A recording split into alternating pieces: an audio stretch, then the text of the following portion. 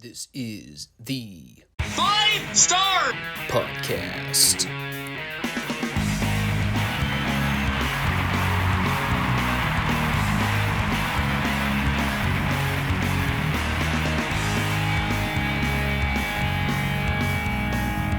Let me talk to you.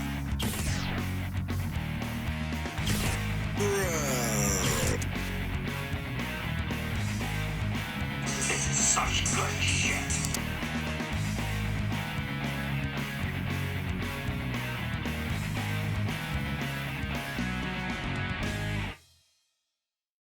What do you guys want to talk about? Oh boy. Hard to imagine we're already closing in on March this year. Man, I still remember sitting here on my couch not that long ago coming up with my top 20 matches of 2022. Going through and methodically calculating all the matches that I jotted down at one point. Crazy to think that didn't seem all that long ago. But here we are, a few months into this thing now, and Lord knows this year in wrestling is giving us any signs of promise. No signs of CM Punk yet. Although never say never. If I learned anything from last year, you can never predict what's going to happen in the world of professional wrestling. A lot of surprises. In 100 years, I never thought I'd be watching CM Punk bury all the EVPs in front of the boss at a press conference while scarfing down muffins in the process. That, I think, will wind up being the single most entertaining thing of Punk's entire legacy in AEW. And gosh darn it, wouldn't you know it, it's the last thing we ever saw of the guy on camera. What a bummer. Delivering one of the most legendary all-time quotes. I'm tired, I'm cranky, and I work with children. Boy howdy, you could print that baby on a graphic tee and sell it like Christmas candy.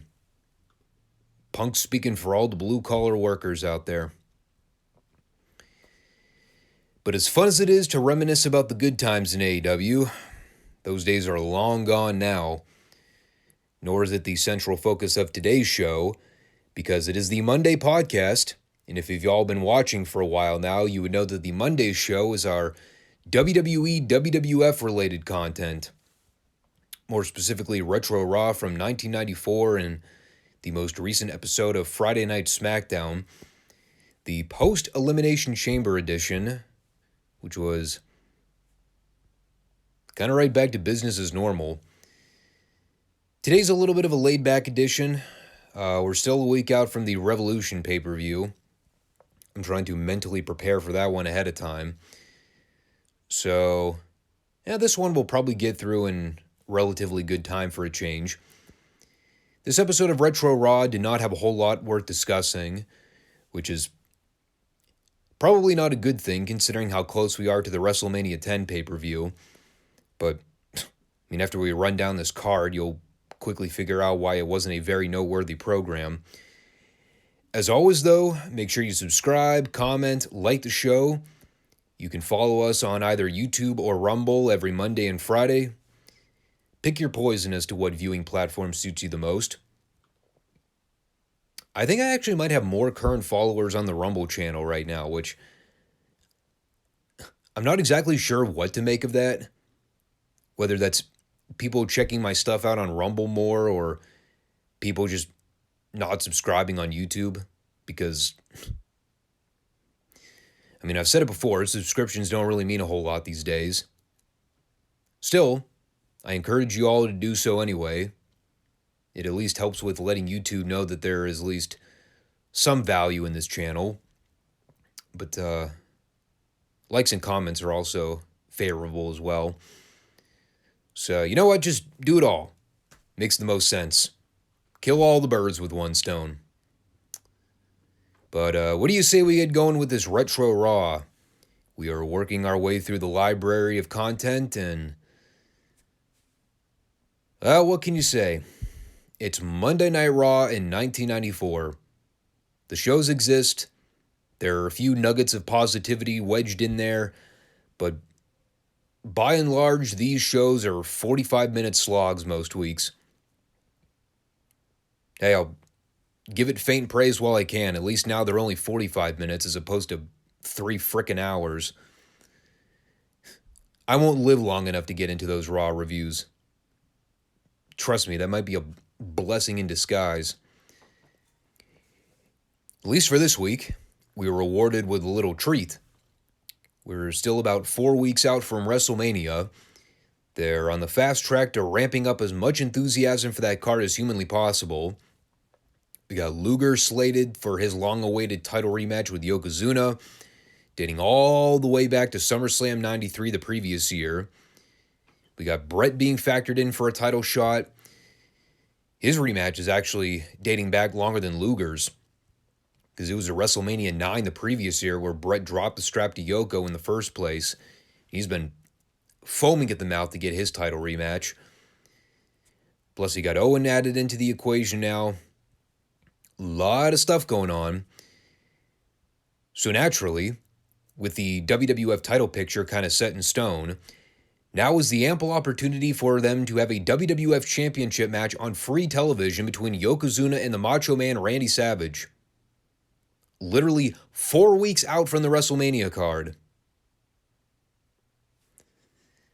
Timing is everything, ain't it? Now, obviously I'm being partially frivolous. And I did mention on last week's Raw report how I was actually looking forward to seeing this go down, even though the finish was totally obvious before the bell even rang for it, and nobody actually expected a title change to occur here. I was more so interested in seeing this because I have no memory of this title match ever happening.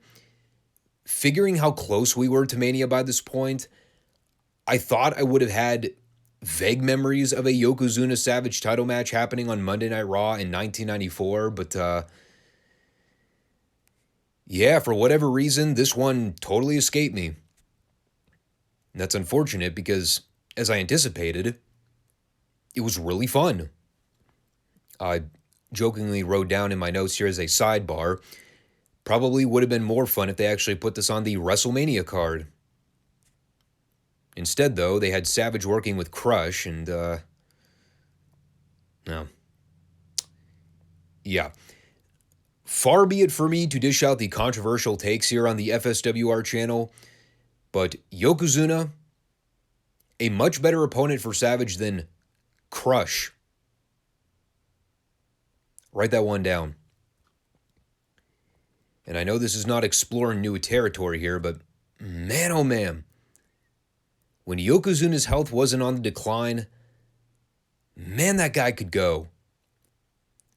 Even in 1994 as a kid, like I took one look at this guy and I knew he was morbidly obese, but even in watching the difference between Yoko in 1994 versus Yoko in like 95 or even 96, when his bad health was really starting to catch up with him, it's almost night and day. Like he's in there with Savage, taking bumps, keeping up his pace, making everything look so smooth and natural. It's almost so unbelievable seeing how well that guy can move for his size. Even with all the smoke and mirrors they threw in there with Mr. Fuji getting involved, Jim Cornette getting involved, not to mention Fuji taking one of the worst apron bumps in recorded history. Like the whole jumpstart angle at the beginning where Savage didn't even let Yoko take off his robe before he went to town on him. Yoko stayed with him the whole time. And then pretty soon he was able to cut Savage off and slow the pace down for a little bit. They fought on the floor a little too excessively for my liking. But yeah, I think that more so comes with my jaded approach to watching modern wrestling where everybody fights on the floor for 50% of the match anyway. And again, man, we talk about comparing classic wrestling with modern wrestling and how things change over time, even with the way the fans view these matches. You look at a match like this, even if the people instinctually kind of knew in the back of their minds, like there's no way Savage is winning this title 4 weeks out from the WrestleMania card, it still didn't detract from their emotional investment. They were still popping for the big spots. They were into the ear falls. Whenever Savage got a pin attempt on Yoko, everybody was on their feet cheering. I don't know, it's just the sad reality of where we are in today's business. When the people already go in assuming that there's going to be a fucked finish or a title change is highly improbable to begin with, it's hard to get fans to emotionally invest anymore just because of the way they've been trained. We saw a little glimmer of that old school mentality with the Roman Zayn match in Montreal, where even if the fans subconsciously kind of presumed Zayn wasn't walking out with the belt, they still bought all the near falls, and they were still solely in the camp for that white meat babyface Sami Zayn. So there was still that little bit of suspension of disbelief in the back of your mind. Like once in a blue moon, you still get those kind of moments in wrestling, but man, are they few and far between anymore. Back then, when the fans weren't fully smartened up yet, you get these kinds of moments almost every week. And it really added to the value of the show, man. When the fans were actually into everything from beginning to end. Trust me, you watch modern wrestling shows today where the crowd's deader than a doornail most of the time. It changes your perspective. When you go back and watch these classic shows and see how into these shows the fans were, it's crazy. It's almost unfathomable to think it could ever reach that point in today's business again. The one thing this match had going for it, too, is taking into account how good Savage was at selling. He got in his momentary bit of shine early on, but for the bulk of the action, it was all Yokozuna. They ended up building to a rather goofy spot where Corny took the ref on the apron so Fuji could hand Yoko the bucket gimmick. And, when Yoko went to hit Savage with it, Savage grabbed it and gave Yoko the shot instead. And both men went down in a heap while the ref was initiating the 10 count. And of course, the actual execution of that spot wasn't as ridiculous. What's ridiculous is the fact that Cornette is standing there waving his arms, flailing about, basically putting the goddamn ref in a headlock for 2 minutes just so they could set up this wacky spot. Under normal circumstances, I probably would have put the kibosh on that spot if it took them more than 2 seconds to set that spot up properly. This took them forever to do. God almighty. They practically buried Cornette. So Savage got a near fall off that. Ended up knocking Corny off the apron so he could go up top for the Macho Man elbow drop. And right when he goes in for the pin, who should run in? Surprise, surprise. But Savage's bitter rival, Crush. Shit, dude. You put a gun to my head in a million years, I never would have been able to call that finish.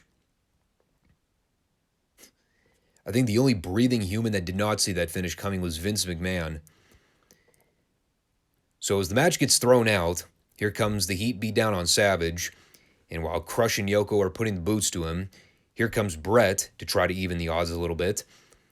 But unfortunately, Savage is down selling at the time, so Brett's kind of in there trying to fend off these giant behemoths by himself. Finally, here comes good old Flexi Lexi to give a brother a hand. And as the heels are backing up the aisleway, that is when Howard Finkel gets on the stick and announces Savage as the winner via DQ. All the while, Vince is sitting there on commentary going, "Can you believe Crush would voluntarily interfere in this prestigious championship title match?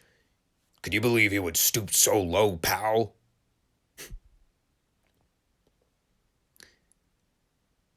As a matter of fact, Vince, no. No, I don't think I ever would have been able to call Crush running in to fuck Randy Savage out of the WWF title. Even though they've been at each other's throats for months now and absolutely despise one another. Yeah, total shock to me. Never would have called that. But hey, you never know. Maybe Randy Savage will get his rightful title opportunity later on, and he'll get to seek his revenge over Yoko for that WWF Championship title. Oh, wait a minute. Yeah, that's right. Savage ends up leaving the company in about 6 months. Oh, shit. What are you going to do? So as we come back, we cut over to Vince and Harvey Whippleman at the commentary desk, and they're kind of recapping the finish of the previous match. Oh yeah, I forgot to mention that too. Harvey Whippleman was on color this week. It was very easy to gloss over if you were not actively paying attention at the time. Kind of like how Bam Bam Bigelow versus Mike Curry was easy to gloss over if you were not paying too close attention. It was going very well right up until the point where Vince and Harvey were bringing up the fact that Bam Bam and Luna Vachon will be wrestling Doink and Dink at WrestleMania in a mixed tag match. And that was about the point where my brain ceased fire entirely. Bam Bam won with the enziguri, and then someone flashed up a Doink cardboard cutout in the front row. Yep. That was WWF's undercard for you in the mid-90s. One cartoon character after another. Doink and Dink. Well, I don't know. I'm contemplating whether or not I would prefer them over watching Danhausen and Orange Cassidy most weeks. Quite frankly, it's a coin flip for me. They both suck. It's just which one will not make your eyes bleed faster. Then we came back from break for John Don't Call Me Earthquake Tenta versus the Masked Phantom. Yeah, I don't know. Wherein Vince addressed from the onset that the originally scheduled match between Earthquake and Ludwig Borga for WrestleMania will in fact not be happening now, due to Borga sustaining an injury, aka coded language for they dropped the gimmick finally, and hopefully we'll never speak of Ludwig Borga on this show ever again. So as we are waiting to hear who Earthquake will now be facing at WrestleMania, it is Harvey Whippleman who states on commentary, I stepped in to find a very suitable replacement for Mr. Earthquake. None other than Adam Bomb.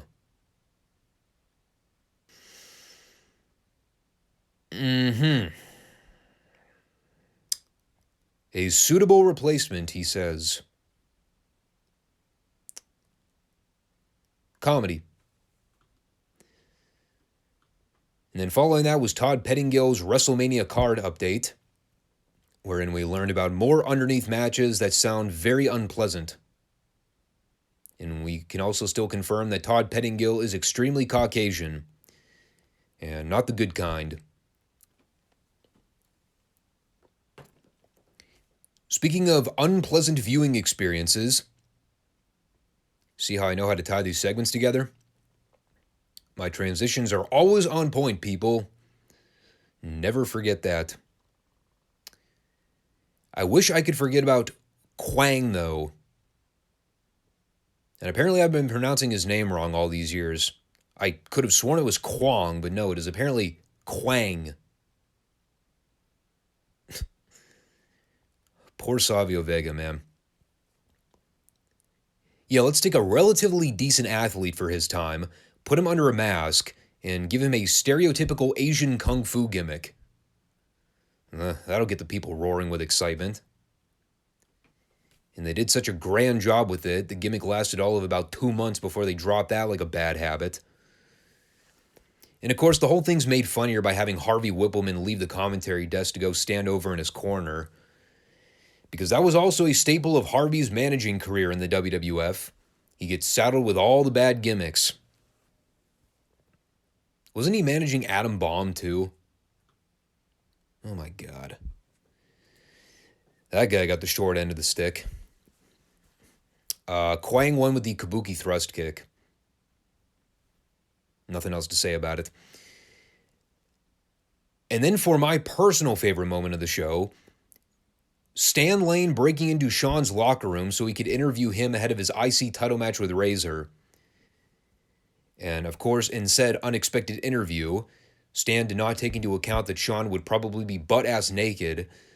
So when Stan goes in there and we see Diesel hanging out with Shawn, Shawn's got a towel wrapped around his nether regions. First thing Shawn says is, hold on a sec. I need to put on something before we do this. So they put the camera on Stan for about a minute. And when they pan the camera back over to Shawn, He has now put the Intercontinental Championship around his waist. What a fucking heel. Shawn was actually very good at the subtle things. I absolutely detested the man around this point, but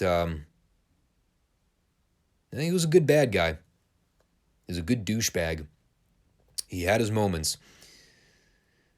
So anyway, he's admiring himself in the mirror, and Stan's trying to rake him over the coals for him stealing the IC title when Razor's the actual champion. And at that point, they cut to various camera shots where Stan is asking Shawn a bunch of leading questions to try and tie all the pieces of the story together. Shawn's laying there on the couch with a towel still draped over his crotch. He's holding the microphone and putting over his actions at the Royal Rumble. And then he finally gets to plugging the ladder match for the Mania card, being sure to point out that he's putting his real IC title up against that bogus belt that Razor's currently in possession of. And after Shawn climbs the ladder and grabs both championships, he is then going to give one of the bogus belts to his good friend Diesel, because he's, quote, earned it.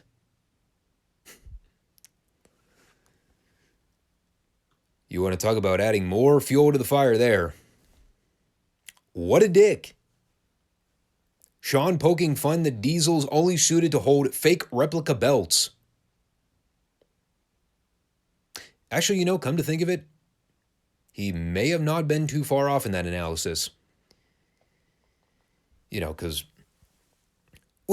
there was that one time that they put the WWF title on him like 2 years later, and he ended up being one of their lowest drawing world champions in modern recorded history. But, who's documenting all that? Anyhow, after that low blow delivery, the main event for the show was Men on a Mission beating the Brooklyn Brawler and Steve Smith.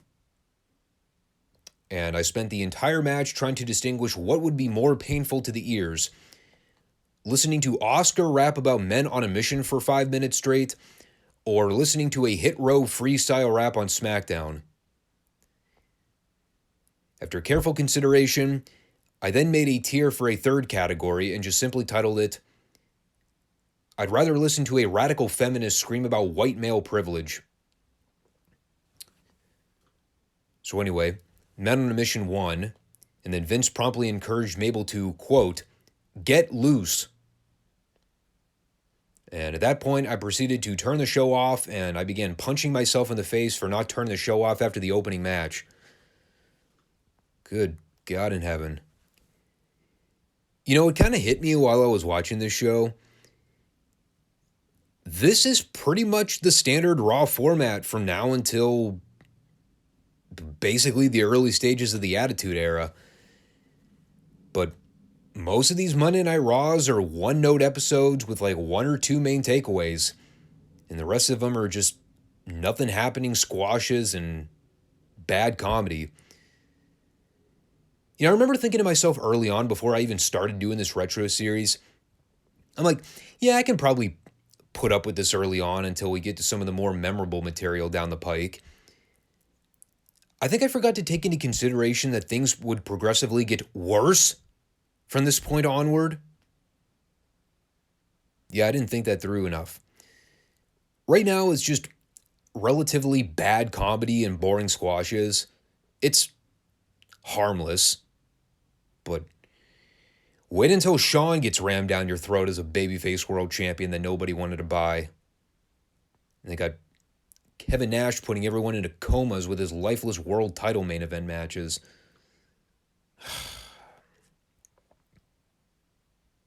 Well, at least WrestleMania 10's coming up soon. There were a few good things on that card worth mentioning. Owen and Brett being the most notable example, and Razor and Shawn in the ladder match being the other. And then there's the rest of the undercard, which, brace yourselves for impact. Boy, howdy. They may in fact need Uncle Howdy by the time that undercard is all said and done. They sure needed as much star power as they could muster up, especially when you factor in that this is the last year they've actually got the Macho Man under contract before he jumped ship to the competition. They already lost Hogan by this point. Macho Man was another big bullet they took in later in the year. Like I said, man, things would only get significantly worse from 95 until basically late 97, early 98. It took them that long to get back on the right track again. It took the Montreal screw job to get these fuckers back on their feet. Think about that for a minute. Man. And there's still people out there that buy the conspiracy that that was a full-fledged shoot. I don't buy it. All right. Let's flip this baby on its head. Incoming train wreck, man. Let's go. Time to talk about some SmackDown. My, guess you could call it my guilty pleasure wrestling talk for the channel. When I started this channel up several years ago, I never would have thought that the WWE SmackDown reviews would wind up being part of the weekly show. And at the same time, little did I know that I would actually get some sick pleasure out of reviewing it. But again, man, this world is full of interesting surprises. Kind of like how everything involving the Bloodline story is leaving us with a lot of interesting surprises. How's that for a perfect segue? So again, we are post-Elimination Chamber. I think everyone's gotten their Sami Zayn temper tantrum out of their system. Everyone's been pouting and sulking over the fact that Sammy didn't walk out of Montreal last weekend with the Universal Championship. Up to and including our so-called journalist experts that are supposed to be bipartisan reporters and not try to cram their goddamn opinion down your throat as a gospel truth. Yet we still take them seriously for whatever reason these days. So, well, now that everybody's finally over it, we can all move forward with the more important matter headed into WrestleMania. Because this Bloodline story gets thicker and thicker the closer we ascend toward that Mania card. And for this week, we're centering everything around the fallout to the angle from the live special, where Sammy inadvertently speared Jey Uso when he was clearly trying to target Roman. And we also got a VTR at the beginning of the show sort of recapping the confrontation with Sammy and Kevin Owens from Raw this past Monday.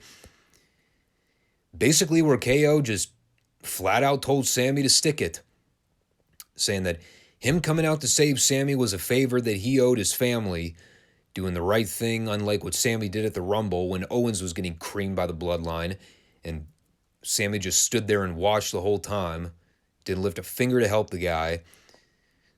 So if anything, Owens did what he did for himself. And if Sammy wants to take down the Bloodline, all he has to do is ask his buddy, Jey Uso. So, it would appear, at least in the interim, this Owens-Zayn pairing is not a likely option. Now again, it could be a swerve. Perhaps things could change between now and Mania, but based on where we are in the current development of the show, they appear to be going in a completely different direction. So they're still keeping us guessing, which is good. Not going to complain about it. This Bloodline story has gone through a lot of twists and turns, and honestly, to tell you the truth, I have not had a single complaint about any of it. It did not go in the direction that I immediately thought it would, but that's not a bad thing either. Sometimes swerves can actually work well if they're planned out the right way. So, give it a thumbs up. And meanwhile, on the other side of the camp, the rest of the show is just kind of there to fill the void at this point. We open the program this week with a 6-man tag.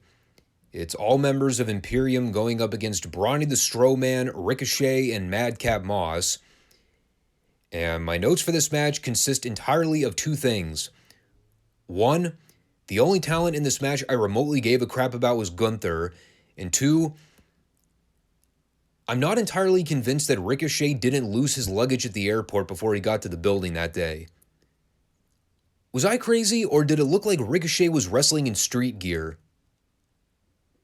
He had on very dark jeans and a tank top, And I'm like 99% sure Ricochet has never wrestled in anything closely resembling that form of ring gear before. I don't know. That's all I really took away from it. You know, these multi-person tags have a very strict formula. In WWE, they're usually not bad matches because they at least do a decent enough job keeping things moving, and there's not a huge down period during the heat portion. Things are usually constructed well from start to finish, but I don't know. You see a lot of them over the years. They all kind of start to blend together after a while. Again, it's my cynical approach to viewing these matches anymore, but it wasn't bad. You know, Ricochet took the bulk of the beatdown for the faces. Strowman got the tag at the end so he could run wild and do all his big man spots. During a completely random part of the match, Drew McIntyre just sort of sauntered out from the back to watch from the aisleway, wherein several minutes later, Madcap tried to tag in so he could target Gunther, and then Gunther very quickly fought back and then killed him with a powerbomb for the 3. I laughed too because Michael Cole and Wade Barrett are sitting there on commentary the whole time talking about how pissed off Madcap was after Gunther beat him for the IC title last week. Meanwhile, I'm just sitting there going, didn't Gunther beat the guy clean? What's Madcap's beef with the guy? Like, isn't that kind of uncharacteristic for a babyface to be bitching and moaning when a heel beats him without any shenanigans taking place? Like, what's his gripe? He lost. He has no excuse. I don't know. I kind of figured that would be suggesting a Madcap heel turn at some point. Not that I'm entirely opposed to it either, because I don't really think babyface Madcap Moss is moving the needle in any way at the given moment. Maybe a heel turn would do more good than harm. Wouldn't hurt to try. But I just thought it was funny how the announcers are trying to put over how valiantly Madcap fought last week and that he was so frustrated when he couldn't get the job done. And then they just turn around a week later and then beat him again. Clean, flatter than a plate full of piss. Good job, Madcap. Doing a tremendous job. And he, in fact, did the job. The Afterbirth angle was kind of funky, too. Okay, first they teased the showdown with Drew and Gunther, which just felt totally random and out of nowhere with how it all facilitated.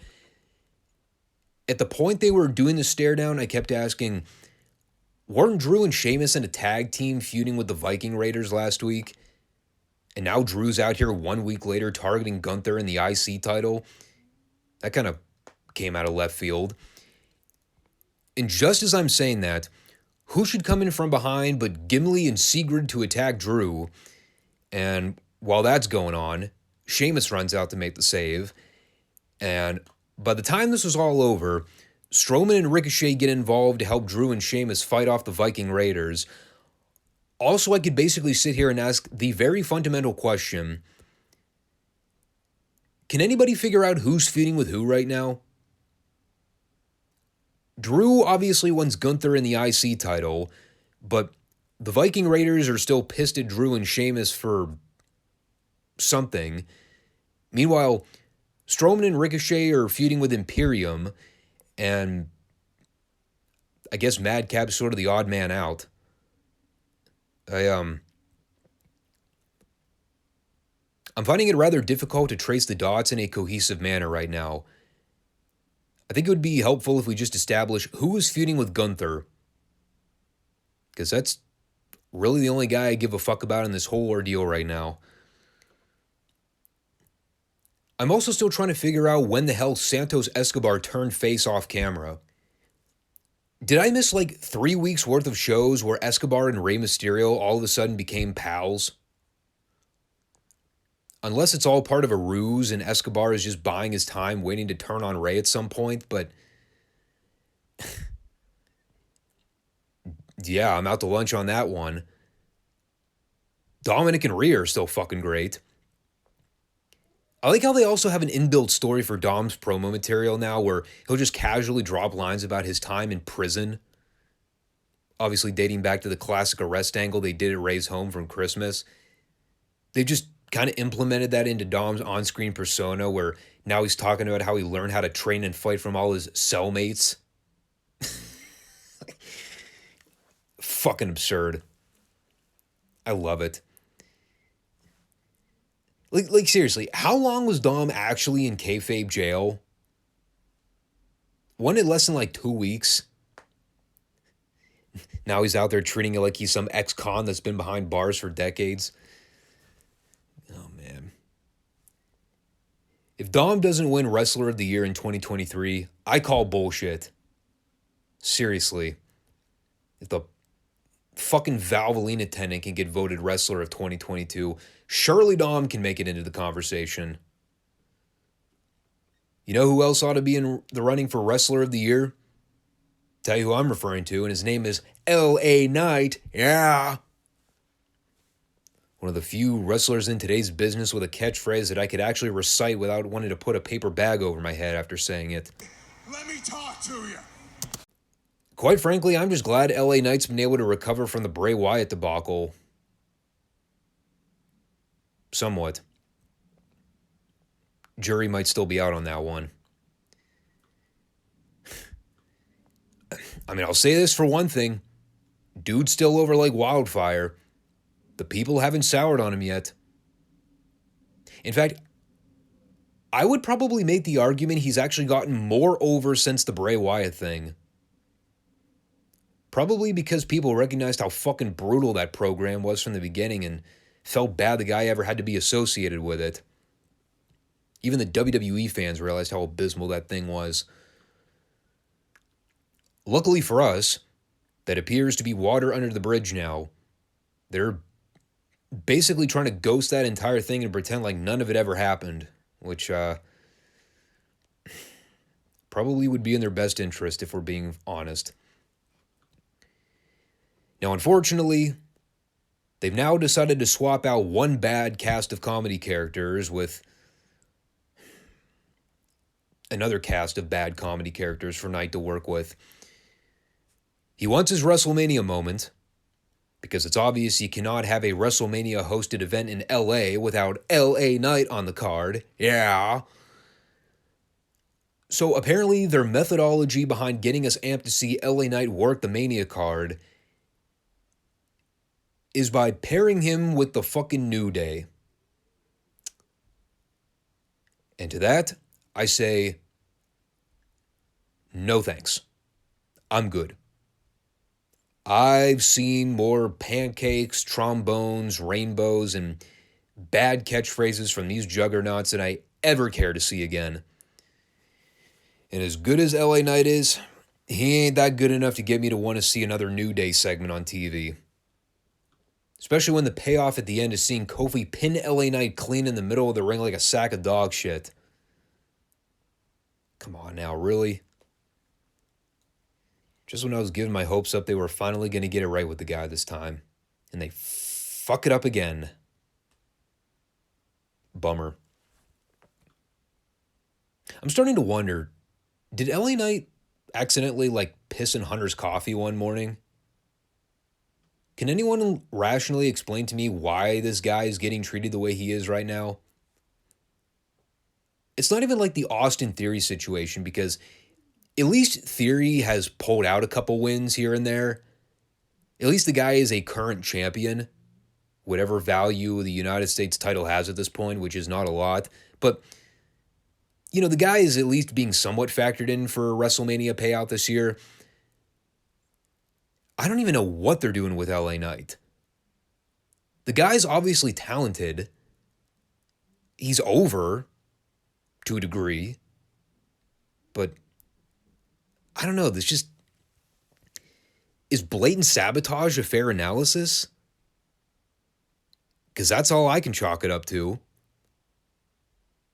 I mean, if they're factoring the guy in for a WrestleMania match, I don't really see how this did any favors. Beating him clean like this on TV, not really helping his cause any. I don't know, man. I'm kind of getting concerned that they might put him on the card just so he can get bumped around by all the legends. Because that's kind of the direction I see them going at this point, unfortunately. I mean, I guess there's still a little bit of time, but man, I hate to see him get a featured spot on WrestleMania just so he could get whipped around like a crash dummy. That'd be such a goddamn shame.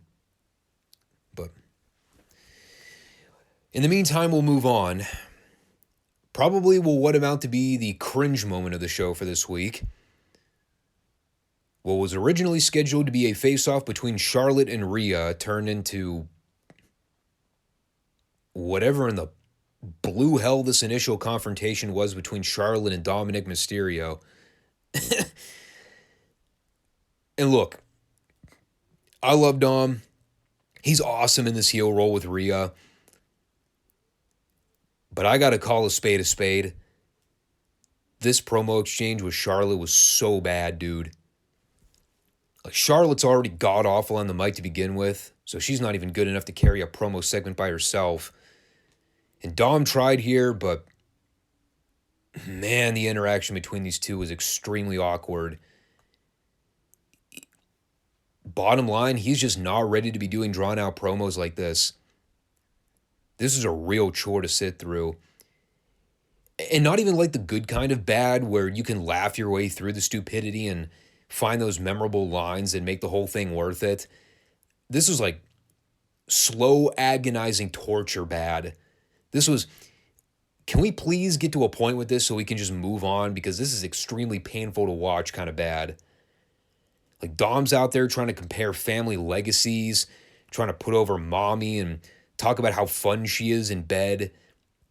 You know, meanwhile, Charlotte's out there making dick jokes and referencing her husband, who may or may not end up winding back in WWE in the not-so-distant future. In any case, this didn't work. And then Rhea came out there for a stare down, which just... blech. It was flat.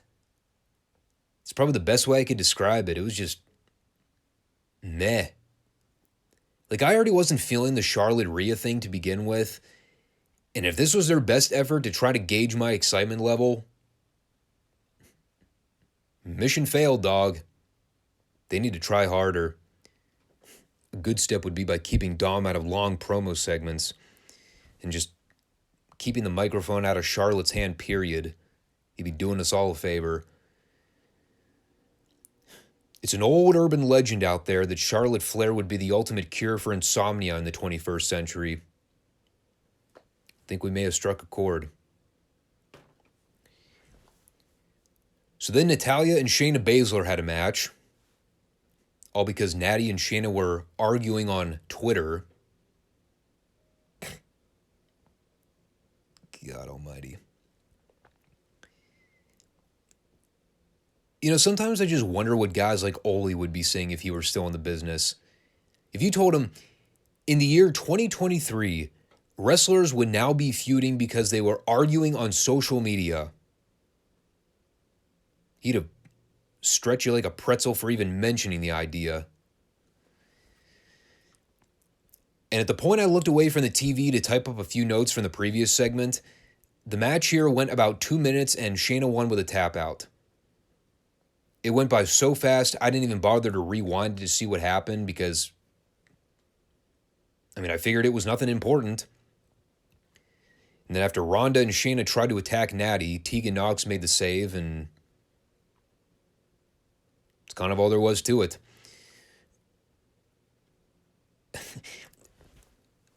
So what exactly is the game plan for Ronda and Shayna? I'm assuming they're being factored into the equation somehow for the card. Are they going to be going after the girls' tag titles? Does anyone even remember who the current champions are? Last I checked, I thought it was Io and Dakota, who I also thought were heels. And Shayna and Ronda are heels, clearly.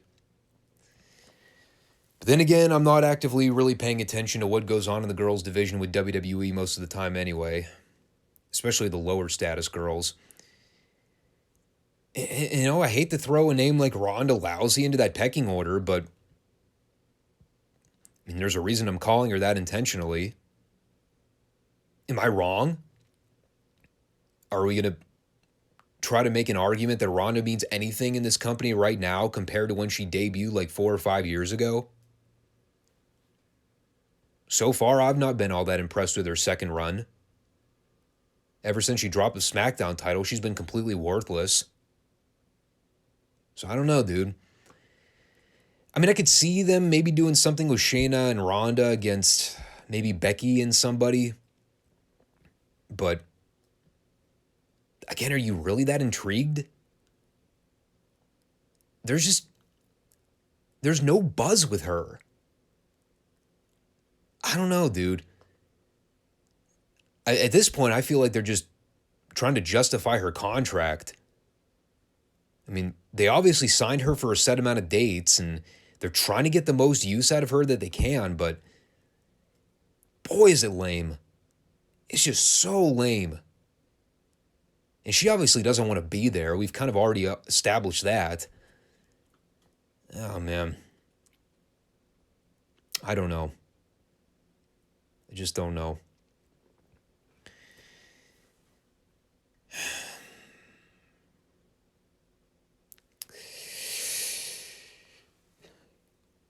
You ready to talk about it?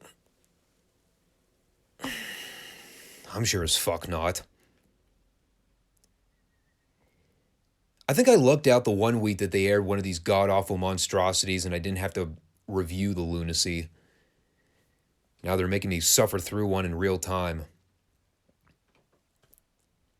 The Firefly Funhouse is back. Again.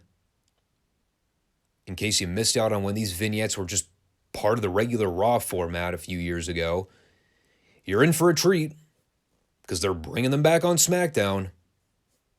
And God, are they still fucking dumb. I mean, what do you want me to say? I could sit here and attempt to describe the horrors that were perpetrated on my TV monitor. You might lose some brain cells by me trying to recount it. Whether it's the bad acting, the puppets, the weird, unsettling dialogue, me potentially contemplating permanent self-deletion when it was all over. It was all present here. Bray still doing the hocus-pocus split personality dog shit. Meanwhile, Uncle Howdy's still doing the weather report. If it ain't Mark Briscoe doing weather, I don't give a fuck what wrestler they put on camera to report on the environmental happenings. It sucks balls. As does everything involving Bray Wyatt. I don't give a shit about him possibly feuding with Bobby Lashley. If that's the direction they're going, which, judging by the Raw clip they threw in here, that would appear to be the case. I gotta ask, like, taking my personal biases out of the equation for a second, is anybody actually genuinely excited to see Bray Wyatt versus Bobby Lashley? Is that a program people would actually care about? Like, I'm not even trying to be a smart aleck about that. I'm genuinely asking, is that a good match on paper? I don't really think it is. I really wasn't down with the idea of Bray possibly facing Brock Lesnar, but there's at least maybe a little bit of entertainment value to get out of that. But Lashley? Ugh. I'm confused. I thought Lashley and Lesnar were still feuding. What was the whole point of doing that finish at the Elimination Chamber show if they were just going to immediately move those guys away from each other? Unless they decide to revisit that program down the road, but by that point it already would have been cold. Like, nobody's going to want to see Lashley and Lesnar at like SummerSlam. That's way too far out. The proper time to do the payoff would have been WrestleMania. But now they're changing direction entirely and throwing Lashley at Bray Wyatt, and I don't even know what the hell Lesnar's going to do. I thought the rumor at one point was him going up against Omos, but God almighty, I can hope that's not the case. Oh man, poor Lashley. Speaking of Omos, God almighty, think about that. Last year they were wrestling Lashley in a WrestleMania match with Omos. Now this year they're probably going to serve him up to Bray Wyatt. I'm sure it'll be all kinds of stupid. I'm sure it'll involve fire, worms, cockroaches, black tar, puppets, the whole shebang. Uncle Howdy's stage diving, that'll probably get thrown in there at some point. That kind of seems to be the direction Bray Wyatt wants to go these days with his material. Man, get ready for that match. I'm just kind of waiting to see what stipulation they add to it. That'll be the point where we find out WWE's next soda sponsor. Maybe it'll be the Dr. Pepper Death Match, or the Pepsi Plunge Match, or the Margarita Mayhem Match, or the Chinese Water Torture Match, where everybody in the arena is tied down to a bed, and if anybody tries to turn away while the match is going on, everybody gets splashed with buckets of water. Suck.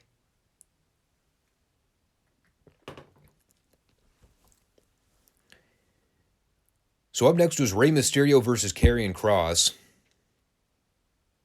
Boy, what a fall from grace for poor Kross. Remember when that guy was actually somewhat menacing? Kind of an imposing figure on camera? And then he grew his hair out. This match also featured my favorite rib in modern wrestling. Bell rings, guys wrestle for approximately 1 minute, immediate cut to commercial. And the people wonder why I have a hard time investing in wrestling matches anymore. It's not to say it was bad. It was fine. They did some moves for a while. Ray actually hit a cool-looking top rope Ronda to Cross toward the end there. Kind of landed awkwardly on his knee when he came down, though. I hope he didn't hurt himself. Considering Ray's history of knee issues. Wouldn't be good timing for him to be coming down with an injury right before Mania. But they did a spot at the end where Ray had Cross set up for the 619. Scarlett got on the apron, so when Ray hit the ropes from the other side, she ended up spilling over the top rope. Meanwhile, on the floor, Dom pulled Ray out and tried to goad Ray into punching him. And all that did was allow for Cross to take advantage in the ring, club Ray in the back of the head, and then put him away with a cross jacket. Again, obviously the game plan is to do Ray and Dom for Mania, so the distraction finish worked. I still kind of like the running with the story of Ray being hesitant to hit Dominic. Dom's being a punk on purpose, and it is funny listening to Michael Cole refer to him as a goof. But, in this instance, Ray is still operating like a father would. It's easy for him to punch Dominic in the face to teach him a lesson, but, he's trying to take the high road. But, there will be that moment before WrestleMania where Dom finally does something to set Ray over the edge, and it'll finally give Ray enough incentive to punch that smug idiot right in the face. Give him a little bit of a receipt. So, it was an effective segment. The match was a throwaway, but whatever. It was funny to see Dom booked all over this show this week. How many segments was that for him now? 3? He had one with a backstage pre-tape with Escobar, one doing a confrontation with Charlotte, and then one here with Ray right before the main event. And they're really giving that kid the rocket ship pushed right now. All things considered, he's doing a relatively good job, given his experience level. But, I'd encourage them to be careful they don't overstep their boundaries, because, especially with this show, I was getting a little Dom Mysterio overload by the time he came out here at the end. Probably better him than a lot of the people on this roster at the given moment. But just saying, we got to be careful with it, because if we get too much Dom Mysterio on this show, it could backfire in a hurry. But with that said, that took us to the main event angle, circling everything back to the bloodline. The only thing that really matters on this show anymore. So here comes Jimmy Uso for a quick heart-to-heart, talking to his brother Jey, who was absent from the show temporarily. But Jimmy knows what Jey's out there experiencing. He says he's been through a lot, and he's torn right now between two parties, his bloodline versus Sami Zayn's friendship. Well, Jimmy's trying to talk sense into Jey being on his side. Here comes Sammy through the crowd, incognito. But he's not here to fight Jimmy. He's here to try to rationalize with him. From day one, Jimmy always had Sammy's back in the bloodline. From the moment Sammy became an honorary Uso, Jimmy was always there to support him. He never doubted his intentions. He was never skeptical of him. In fact, Jimmy was the only member of the bloodline that fully backed and supported Sammy with no hesitation. Which, come to think of it, that's true. Unlike Jey, who took a while to come around to Sammy, Jimmy always had Sammy's trust. From the very start. Never doubted him. So, naturally, when Jimmy attacked Sammy at the Royal Rumble and then laid waste to him with no hesitation, that kind of hurt. And of course, Jimmy's validating his actions because from his point of view, Sammy made his decision. He stuck the chair in Roman's back. That was what he decided was in his best interest to do at that moment. So, as far as Jimmy's concerned, Sammy made his bed. Now he has to lie in it. But for Sammy, when it comes to proving loyalty, loyalty is not constantly tearing down and braiding your own teammates just to prove that you fit in. Loyalty is not about constantly running your partners through the grinder because you still have to prove their worth. And, while Sammy's running all this down, they put the camera up on Jey, who's hanging out in the crowd watching all this take place. So, there's a brief hesitancy where Sammy stops his train of thought to look up at Jey, and that is when Jimmy takes the advantage and pops Sammy in the jaw with the microphone. And while he's stomping on Sammy in the corner, he calls for Jey to come down to give him a hand. But Jey is coming down way too slow, which allows for Sammy to run and hit Jimmy with the haluva kick in the opposite corner. And the show kind of ends with Sammy leading through the crowd while Jey's looking on from the other side of the barricade. Solo and Jimmy are in the ring looking down at Jey, probably wondering, dude, what the fuck were you doing standing there the whole time? And, it was interesting, I guess. I'm still wondering what the end game is. Like, should they decide that they're not going to go the route of Sammy and Owens versus the Usos for the tag straps? I still have to imagine that's going to be the eventual end point, even though Owens and Zayn are still kind of at odds with each other. The other thing I didn't really take into consideration was how Cody might get involved with all this. Because they've established that Cody and Zayn have a rapport now. They're at least on the same page. I wouldn't say they're close friends, but acquaintances, yeah. I could see a scenario where maybe Cody's able to talk some sense into Kevin Owens and get him to jump on board with Sammy. At least tie in with the Bloodline story to continue that evident downfall of the group.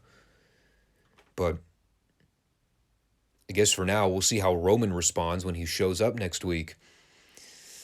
Dun, dun, dun. I think our tribal chief might have a thing or two to say about this.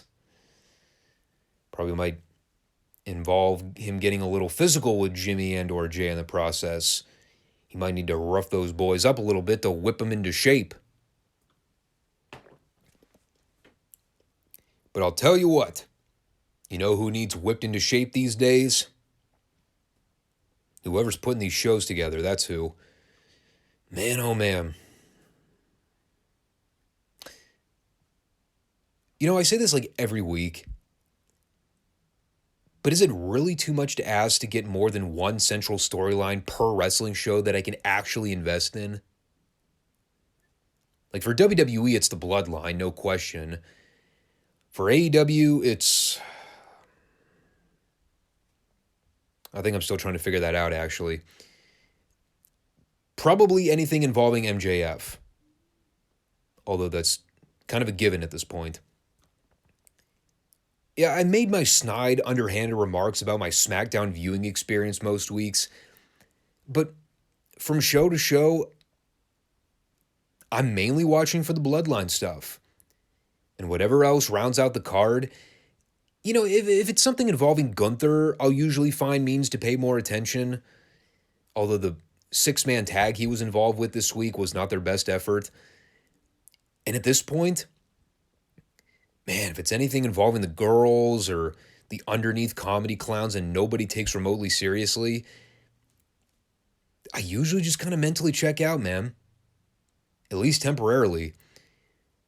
Dom Mysterio is also good for added entertainment value, although I wouldn't say that I'm ever clamoring to see the next thing he's going to be involved with from show to show. It's always going to come with its ups and downs. And I think I've pretty much accepted now the reality that there are going to be more downs than ups most weeks. Hopefully the WrestleMania card makes some of those traumatic viewing experiences at least somewhat worth it. But on the subject of traumatic viewing experiences, guess what's coming up this weekend? That's right, it's AEW Revolution. Unfortunately, a show that will be taking place on Sunday evening instead of a Saturday, which means based on AEW's track record, I probably will not be getting to bed until 4 a.m., because we all know Cocaine Khan loves himself some 8-hour pay-per-view marathons. You also have to take into account the press conference afterwards where everybody sucks on Tony's dong and talks about how star-spangled awesome everything in AEW is, when nothing could be further from the truth at this point. Even a fucking blind man could see that coming a mile away. But we'll have a more in-depth conversation on the Revolution card this coming Friday when we run down the Dynamite Go-Home show and try to make sense out of the upcoming last-minute throw-ins for the pay-per-view. I'm not going to be spending countless hours running Tony up the flagpole for his piss-poor job of making sense of half these matches. And I've already done a pretty thorough job explaining how nothing makes sense on these shows from week to week with the Dynamite reports. Now it's just a matter of figuring out who the best person is to put over in those nonsensical feuds.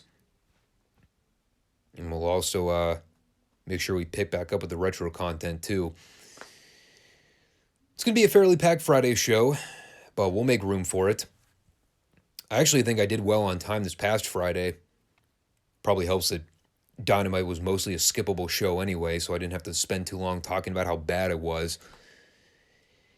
With adding a card preview, though, I can imagine that one will run over the 2-hour mark like the Friday shows usually do. But we'll see how things turn out. I've been contemplating for a while doing another one of those annual State of All Elite Wrestling addresses where I just kind of come on here and try to give an honest report on where I think the company is right now and where I think things are headed.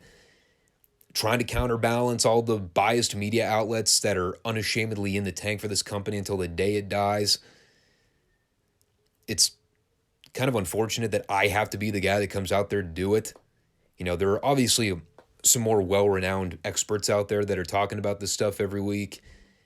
The obvious ones, I don't even have to mention the names.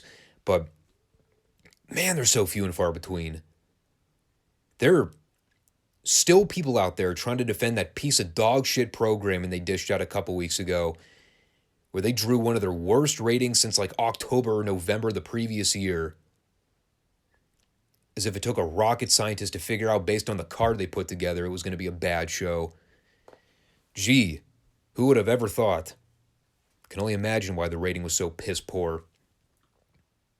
But anytime it's bad with AEW, it's, oh, no, don't panic. Everything's fine. Right. Just keep telling yourself that. Till the day this company goes in the grave, keep telling yourself that. But, I'm actually more intrigued to kind of see how this week's ratings reflect for AEW Dynamite. With the way they butchered that big announcement segment with Tony, Because seriously, people were sticking around throughout the show to wait to hear what that giant announcement was going to be. That's probably why their rating was relatively decent. But when it turned out to be another flat reveal, I imagine people were kind of miffed about that. Yeah, but now that I think about it, it is technically the go-home show for the pay-per-view, so I could see the numbers being relatively stable considering they still have to put together like 70% of the goddamn card. So we'll see what transpires. I'm not hopeful for anything relating to quality programming, but maybe MJF and Danielson will have a big blow-away angle to ramp up last-minute excitement. Who knows? Maybe we'll get to see them tie Orange Cassidy up and then drop him from the rafters into a vat of boiling lava. That might actually get him a bump in viewership. That would be mildly entertaining to see. Until then, Raw rolls on. Sorry I had to steal that one. It was too good. Anyway, take care all. Have a good one. Peace out.